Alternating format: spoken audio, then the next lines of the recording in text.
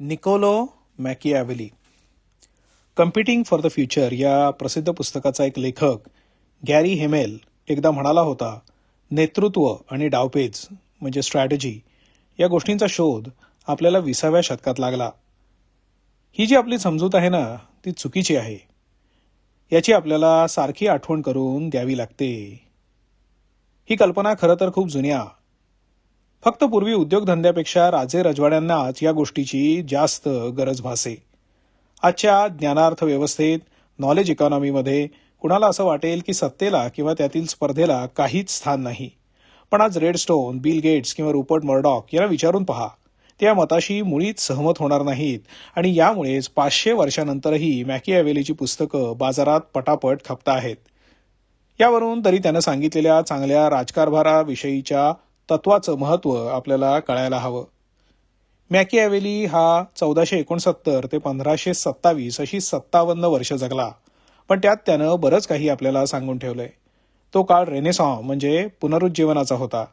साधारणपणे 1400 सालापासून तो इटलीमध्ये सुरू होऊन संपूर्ण युरोपभर पसरला. शिक्षणाचा प्रसार, देवाविषयीच्या निष्ठेपेक्षा माणसाच्या विकासावर जास्त भर, वेगवेगळ्या कलांची भरभराट, व्यक्तिवाद आणि नफा मिळवणं चांगलं, त्यात काहीच वाईट नाही, या कल्पनेचा उदय ही या काळाची वैशिष्ट्य मानली जातील. एका दृष्टीनं वाढता व्यापारी वर्ग आणि चर्च यांच्यामधला हा झगडा होता. व्यापाऱ्यांच्या हातामध्ये बराच पैसा आला होता आणि त्यांना तो वाढवायचा होता. यातूनच मग बरीच तत्व, दृष्टिकोन वगैरे तयार होत गेले होते. याच काळात आजच्या सिंगापूरसारखं एक शहर म्हणजे एक राज्य असे सिटी स्टेट्स होती. Florence, Rome, Naples, Venice, Milan अशा ठिकाणी छोटी छोटी राज्य होती. त्यांच्यामध्ये एकमेकांशी लहान मोठे झगडे, युद्ध, मारामाऱ्या, खून वगैरे या गोष्टी चालत. त्यामुळे प्रत्येक राज्यकर्त्याला प्रजेला सुखी ठेवण्याबरोबरच राज्याचं संरक्षणही करावं लागे आणि या दोघांसाठीही नेतृत्वाची गरज असे. यातल्या फ्लॉरेन्स या सगळ्यातल्या प्रबळ अशा राज्यामध्ये मेडिसी या कुटुंबाचं वर्चस्व असे. मॅकियावेली फ्लॉरेन्सचाच. त्याच्या पूर्वजांनी मेडिसी कुटुंबातल्या लोकांना एकेकाळी विरोध केलेला असल्यामुळे मॅकियावेलीला मेडिसीच्या राज्यामध्ये कुठलीही सरकारी नोकरी मिळाली नाही. 1494 साली मेडिसीच्या हातातून सत्ता निसटली तेव्हा कुठे मॅकियावेलीला 13 वर्ष सरकारी सेवेचा लाभ झाला. या काळामध्ये मॅकियावेली खूप भटकला. अनेक वाटेकाट्यांमध्ये तो भाग घेई. युरोपमधल्या मोठमोठ्या राज्यकर्त्यांना खूप जवळून बघायचा त्याला योग आला. या काळामध्ये तो बरंच काही शिकला आणि त्याच्या डोक्यातल्या बऱ्याच कल्पनाही याच काळामध्ये हळूहळू पक्क्या होत गेल्या. पण नंतर पुन्हा मेडिसीननी सत्ता बळकावली तेव्हा मॅकियावेलीची हकालपट्टी झाली. एवढंच नाही तर त्याला शहरातून हद्दपारही करण्यात आलं. या वनवासात असताना त्यांनी द प्रिन्स हे जगप्रसिद्ध पुस्तक लिहिलं. खरं तर त्यानं ते पुस्तक म्हणून लिहिलंच नव्हतं. मेडिसी मंडळींची मर्जी संपादन करण्यासाठी काहीतरी लिहावं म्हणून केलेला तो खटाटोप होता. त्याच्या मृत्यूनंतर तब्बल 5 वर्षांनी म्हणजे 1532 साली ते पुस्तक प्रसिद्ध झालं आणि तेव्हापासून आजतागायत ते पुस्तक द प्रिन्स बेस्ट सेलर आहे. याचं नेमकं रहस्य काय आहे? या पुस्तकात असं काय लिहिलंय? या पुस्तकामध्ये त्यांनी जे काही सांगितलंय ते एखाद्या राज्यकर्त्याला जितकं उपयुक्त आहे तितकंच ते 21व्या शतकातल्या प्रचंड मोठमोठ्या कंपन्यांनाही लागू आहे. ते सर्वप्रथम अँथनी जे या लेखकानं मॅनेजमेंट अँड मॅकियावेली या त्या पुस्तकामध्ये 1970 साली लिहिलं आणि मॅकियावेली हा कॉर्पोरेट जगतामध्ये पुन्हा एकदा हिरो बनला. वर बघितलं तर डलास आणि डायनेस्टी या टेलिव्हिजनच्या सोप सिरियलमध्ये जसं दाखवतात तसेच डावपेच किंवा राजकारण आणि सत्ता स्पर्धा हे आपल्याला मॅकियावेलीच्या द प्रिन्समध्ये सापडतील.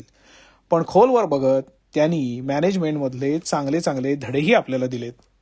मॅकियावेली त्यामध्ये म्हणतो, जो काळाची पावलं ओळखून त्यानुसार वागतो आणि आपल्या योजना आखतो तोच यशस्वी होतो. कालबाह्य कल्पनांना चिकटून बसणारा कधीच यशस्वी होत नाही. आजकाल चेंज मॅनेजमेंट याच्यावरच त्याचं हे विवेचन आहे. मॅकियावेलीनी या पुस्तकात आपल्या हाताखालचे कर्मचारी, सैन्य कसं निवडायचं, त्यांना सुखी कसं ठेवायचं याचं विवेचन केलं आहे. आपल्याकडून फितूर होऊन शत्रुपक्षाला जाऊन ते मिळू नयेत हा त्यामागचा उद्देश. आजकालच्या नोकऱ्या, रेल्वेसारख्या बदलण्याच्या जगात आणि विशेषतः सॉफ्टवेअरच्या कंपन्यांना त्यातून बरंच शिकण्यासारखं आहे यात शंकाच नसावी. द प्रिन्समध्ये आपला मार्केट शेअर कसा टिकवावा, सगळ्यांसमोर ज्याच्यामुळे लोक प्रेरित होतील असं ध्येय निर्माण कसं करावं याविषयी चर्चा आहेत. आजच्या विजन आणि मिशन स्टेटमेंटची मुळं मॅकियावेलीमध्ये सापडतात.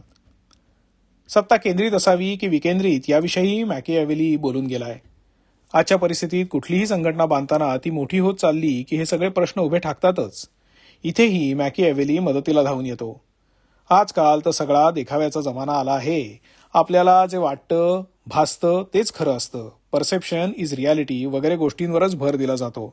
त्यामुळे प्रत्यक्ष चांगलं असण्यापेक्षा चांगलं भासणं हे जास्त जरुरीचं आहे, हे आजचं महत्त्व. पण हेही मॅकिॲव्हेलीनी त्या काळामध्ये जाणून ठेवलं होतं. दुसरं, राज्य जिंकल्यानंतर लोकांची मनं कशी जिंकावीत या विवेचनामध्ये आपल्याला मॅकिॲव्हेलीकडून मर्जर्स अँड ॲक्विजिशनच्या संदर्भातलं शिकायला मिळेल.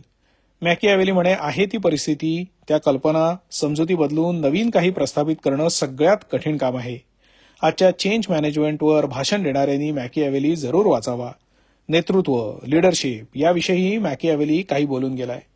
सर्वच माणसं चांगली नसतात हे गृहीत धरूनच चाणक्षपणाने वागावं आणि चांगलं वागणं हे ठीक आहे, पण नेत्याला वेळ प्रसंगी वाईटही वागावं लागतं. किंवा कुठल्याही माणसाला कायम मित्र किंवा शत्रू मानू नये यासारखी विधानं पहा. तो म्हणतो, चांगल्या नेत्याबद्दल प्रेम आणि भीती दोन्ही वाटलं पाहिजे, पण दोन्ही एकत्र असणं तसं कठीणच. त्यामुळे प्रेमापेक्षा भीती वाटली तरी चालेल. कुठल्याही ग्रंथालयामध्ये स्वतःला सुधारण्याची, सेल्फ इम्प्रुव्हमेंटची असंख्य पुस्तकं आपण बघतो. डेल कार्नेगीच्या how to win friends and influence people या पुस्तकाचं 16व्या शतकातलं रूप असंच आपल्याला द प्रिन्सच्या बाबतीमध्ये म्हणावं लागेल. ॲडम स्मिथ आणि वेल्थ ऑफ नेशन्स.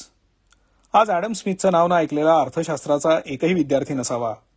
आज उद्योगाचं जे प्रचंड मोठं जग आपण बघतो, जी आवाढव्य पसरलेली बाजारपेठ बघतो, तिचं अदृश्य नियम शोधण्याचं श्रेय निर्विवादपणे ॲडम स्मिथकडे जातं.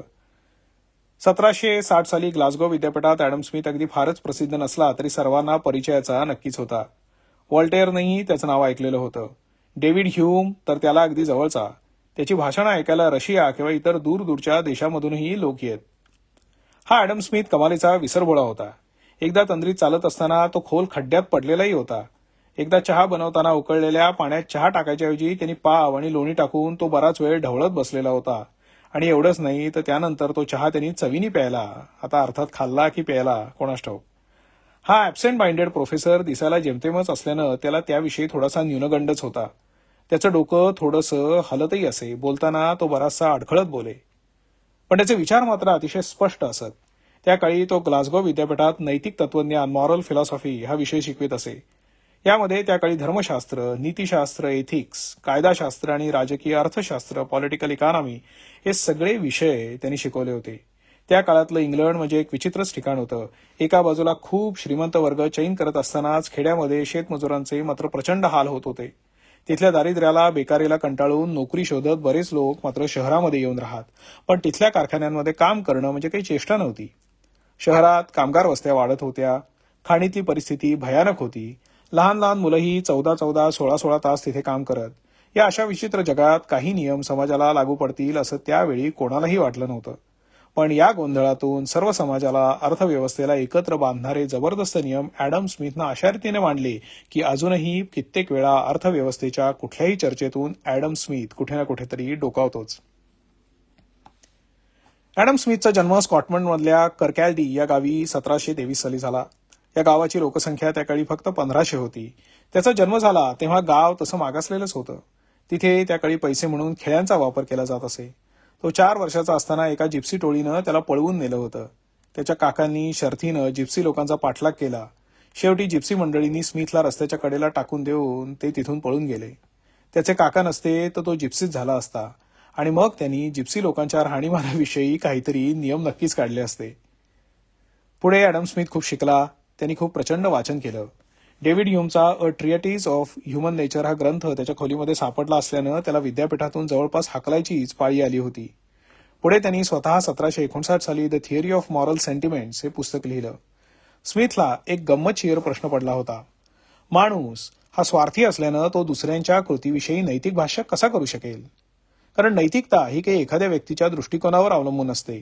ती व्यक्तिनिष्ठ नसते, तर ती वस्तुनिष्ठ असते. मग मनुष्य प्राणी हा मूलतःच स्वार्थी आहे, तर तो नैतिकतेविषयी काय बोलू शकणार?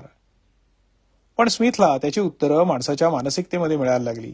माणूस स्वार्थी असला तरी तो स्वतःकडे किंवा कुठल्याही परिस्थितीकडे त्रयस्थासारखा बघू शकतो आणि त्यामुळे वस्तुनिष्ठपणे नैतिकतेविषयी बोलू शकतो, हे त्याचं म्हणणं. पुढे तो फ्रान्सला गेला. व्हॉल्टेअरला भेटला. नंतर त्यांनी अर्थशास्त्रावर पुस्तक लिहायला घेतलं. फ्रान्समध्ये 14व्या लुईच्या कोर्टात क्विन्से नावाचा एक राजवैद्य होता. तोही अर्थशास्त्राचा मोठा पंडित मानला जायचा. त्याच्याबरोबर स्मिथ मोडक्या तोडक्या फ्रेंचमध्ये चर्चा करी. त्याकाळी बऱ्याच लोकांना संपत्ती म्हणजे सोन्या चांदीमध्येच दडलेली आहे असं वाटायचं. क्विन्सेनं पहिल्यांदा संपत्ती ही मालाच्या उत्पादनातून निर्माण होते हे प्रतिपादलं. त्याच्या विचार पद्धतीला फिजिओक्रसी असं म्हणतात. त्याची चूक एवढीच झाली की तो फक्त शेती उत्पादनालाच संपत्ती म्हणे. औद्योगिक उत्पादनाकडे त्यांनी दुर्लक्ष केलं आणि ॲडम स्मिथनं याच पार्श्वभूमीवर त्याचं जगप्रसिद्ध वेल्थ ऑफ नेशन्स लिहिलं. यामध्ये त्यांनी सर्व अर्थव्यवस्था बाजारपेठेतील मागणी आणि पुरवठा म्हणजे डिमांड आणि सप्लाय यांच्या तालावर नाचते हे सर्वप्रथम लिहिलं. जर एखाद्या मालासाठी मागणी वाढली तर त्या मालाच्या तुटवड्यामुळे त्याची किंमत वाढेल, पण लगेच बरेच कारखानदार तो माल तयार करण्यासाठी नवनवे कारखाने काढतील, माल बाजारात आणतील आणि मग त्या वस्तूंचा पुरवठा वाढल्यामुळे त्या वस्तूची किंमत पुन्हा घटेल आणि पुन्हा मग त्या मालाची मागणी वाढेल. हा खेळ सातत्याने चालत असल्यानं लोकांच्या गरजा आपोआपच भागतील. एखाद्या गोष्टीचं उत्पादन करण्यासाठी काही वेगळी समिती नेमायला नको. बाजारपेठच त्याची काळजी घेईल. याशिवाय ॲडम स्मिथच्या मते या व्यवस्थेत प्रचंड स्पर्धा असेल. या स्पर्धेमुळे ज्याचा माल जास्त किमतीचा किंवा कमी दर्जाचा त्याचा माल कोणीच घेणार नाही आणि कालांतरानं त्याला नवीन यंत्र किंवा तंत्र वापरून मालाचा दर्जा वाढवावा लागेल किंवा किंमतही कमी करावी लागेल, नाहीतर तो नाश पावेल. यामुळे तांत्रिक प्रगती आपोआपच या व्यवस्थेतून होईल. त्यासाठी खास बसून कोणी काही ठरवायला नको.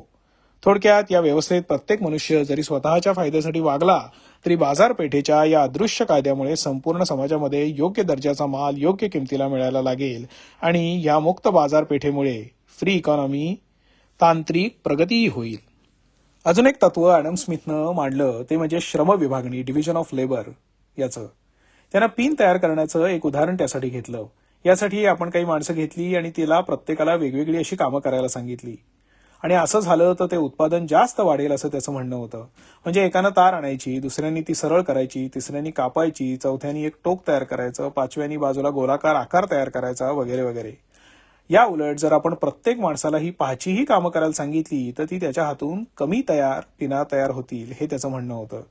याच तत्वावर पुढे मोठमोठे कारखाने निघाले. पुढे हेनरी फोर्डनं जे मास प्रोडक्शनचं तत्व वापरलं ते मूलतः हेच होतं. बरोबर 2 शतकानंतर या तत्वाला बिझनेस प्रोसेस रिइंजिनिअरिंग किंवा बीपीआर ही नवीन संकल्पना आव्हान देत होती, पण तोपर्यंत ॲडम स्मिथची तत्व ही फार महत्वाची ठरली. अर्थात स्मिथची सगळीच तत्व काही बरोबर नव्हती. पुढे स्पर्धेतून मक्तेदारी आली. मुक्त बाजारपेठेमध्येही सरकारं लुडबुड करायला लागली, पण तोपर्यंत त्याच्या पुस्तकाची Danish, French, German, Italian, Spanish भाषांमध्ये भाषांतर झाली होती. ऑक्सफर्ड विद्यापीठाने मात्र स्मिथकडे पूर्ण दुर्लक्ष केलं. दैव दुर्वेलास पहा, आजच्या खाजगी मालमत्तेवर आणि बाजारपेठेवर आधारलेल्या अर्थ समाजव्यवस्थेचा तो एक प्रकारे पहिला तत्ववेत्ता होता, पण 1790 साली तो जेव्हा मरण पावला तेव्हा त्याची फार लोकांनी दखलही घेतली नाही. रॉबर्ट ओवेन आणि पर्सनल मॅनेजमेंट. लिंडा लार्विक आणि E.F.L. ब्रेच यांनी 1946 साली the making of scientific management नावाचं एक पुस्तक लिहिलं.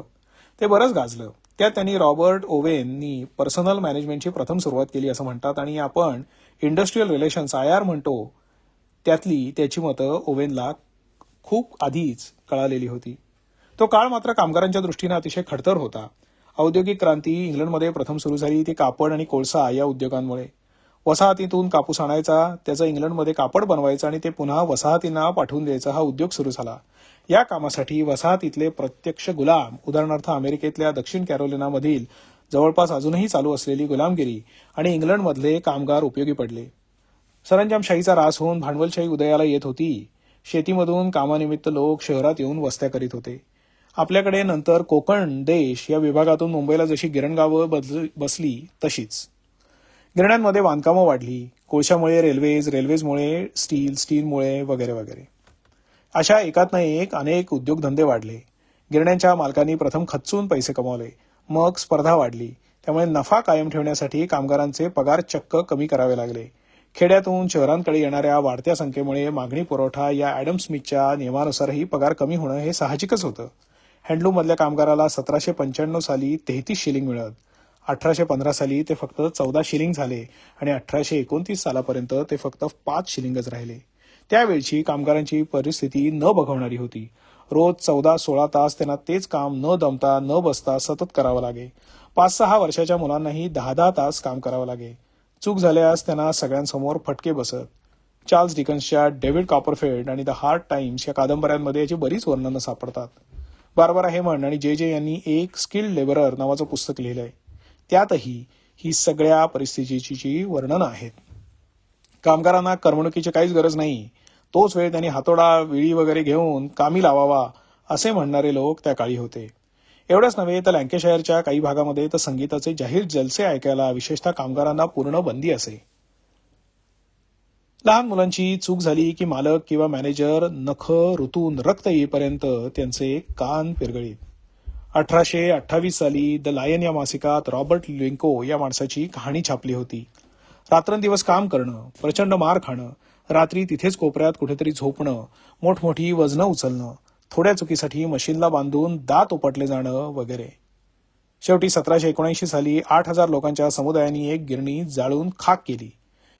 हे तंत्रज्ञानच आपल्याला गरिबीला कारणीभूत ठरलेलं आहे असं त्यांना वाटे. यातूनच मग ब्लू डाईट नावाची चळवळ सुरू झाली. याच वेळी 19व्या शतकाच्या सुरुवातीच्या काळामध्ये सॅम्युअल बेंथम पासून उपयुक्ततावाद युटिलिटेरियनिझम सुरू झाला. पुढे यात जॉन स्ट्युअर्ट मिलही सामील झाला. विश्वाविषयीच्या तत्वज्ञानानं हवेतच उगाचच काहीतरी विचार करण्यापेक्षा आपण शास्त्र आणि आपले अनुभव हे समाजाला उपयुक्त गोष्टींसाठीच वापरावेत हे त्यांनी मांडलं. 19व्या शतकाच्या नंतर सोशल डार्विनिझम हा एक हिडीस विचार पुढे आला. जंगलात जशी जनावरं एकमेकांना खातात तसंच बळी तो कान पिळी या नियमानं जे आर्थिक सामाजिक दृष्ट्या बलवान ते दुसऱ्यांवर सत्ता गाजवणारच, त्यात काय चूक आहे असं या लोकांचं म्हणणं. हर्बर्ट स्पेन्सर नावाचा प्रसिद्ध तत्वज्ञ हे विचार मांडली.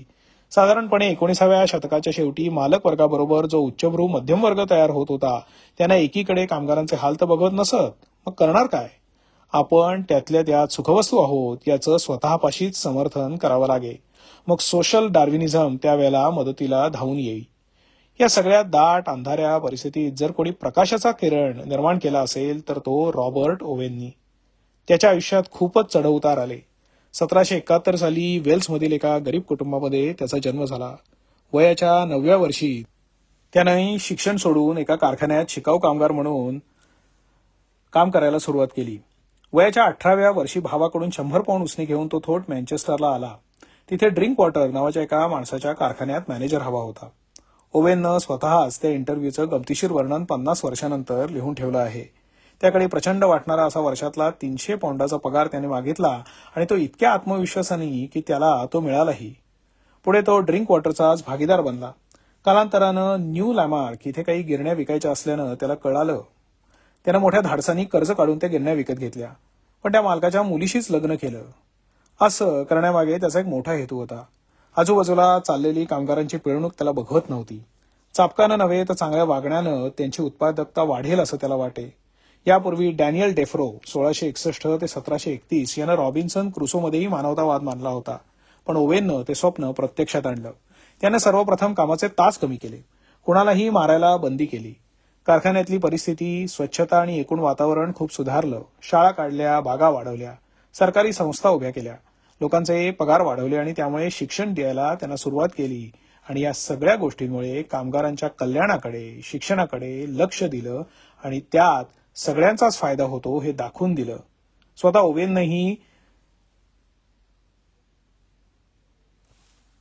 60,000 पाऊंड कमावले. कामगार तर खुश झालेच, पण त्यांची उत्पादकताही वाढली आणि मग याच पैशात त्यानं लोकवस्त्या सुधारण्याचं काम हाती घेतलं. एकूण न्यू लॅमार्कचा चेहराच बदलून टाकला. समाजात काही काळातच तो इंग्लंडमध्ये आणि मग नंतर संपूर्ण जगामध्ये प्रसिद्ध झाला. पुढे दुर्दैवानं त्याच्या भागीदारांशी त्याचे मतभेद झाले. हे मानवतावादी प्रयोग त्याला तसेच 1825 साली सोडावे लागले. तिथून तो न खचता तसाच प्रयोग करण्यासाठी अमेरिकेत इंडियानामधल्या न्यू हार्मनी या ठिकाणी गेला आणि तिथेही अपयशच त्याच्या पदरी पडलं. त्यात त्याचे 70% पैसे बुडाले. परत इंग्लंडमध्ये येऊन त्यानं ग्रँड नॅशनल नावाची ट्रेड युनियन थापली. तीही आपटली. मग त्याची सगळी चेष्टा करायला लागले लोक.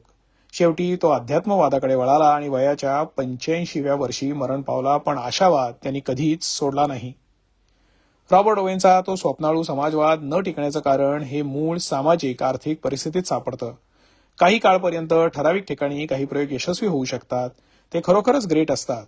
पण नफ्यावर आणि पैशावर आधारलेल्या या समाज व्यवस्थेतले हे सगळेच उद्योगपती एकदम मानवतावादी होऊन असा समाज निर्माण करतील हे शक्यच नाही. ते वाईट आहेत म्हणून नव्हे, तर जीवघेणी स्पर्धा त्यांना तसं करून देणार नाही म्हणून. मग असं जरी असलं तरी पर्सनल मॅनेजमेंटच्या बाबतीत तो आपल्याला बरंच काही शिकून गेला, हे मात्र खरं.